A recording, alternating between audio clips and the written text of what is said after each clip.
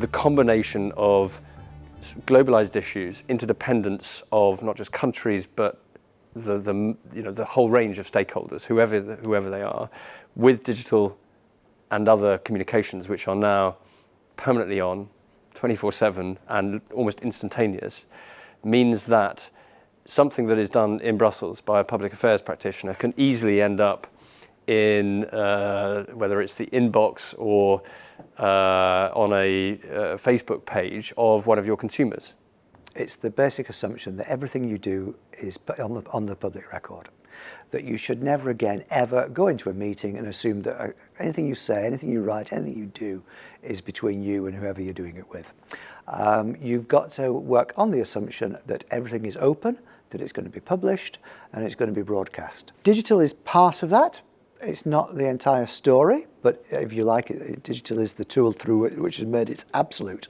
But the move towards transparency is about a wider social trend, I think, which is also connected to the decline of deference. We now live in a very, very horizontal world in which the relationships between people who are advocating a particular position, and the regulator and the brand, etc., is much more neutral than it used to be, and much less hierarchical. So the digital has contributed to and become part of this force of transparency, of getting rid of deference, of opening up decision making. As a mindset, the really important difference for public affairs people is that it presupposes a more open and transparent approach that affects companies overall, but needs to affect public affairs practitioners.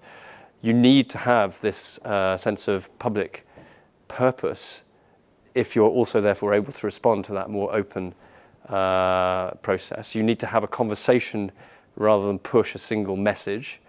You're dealing with communities rather than audiences.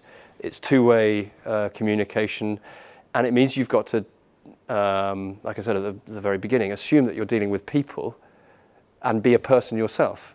So if you're not dealing with robots, make sure you're not robotic and have a voice that appears to be corporate speak with no emotion, no value, no connection with the people you're trying to deal with. So all of the things that also apply to marketing apply to public affairs practitioners now.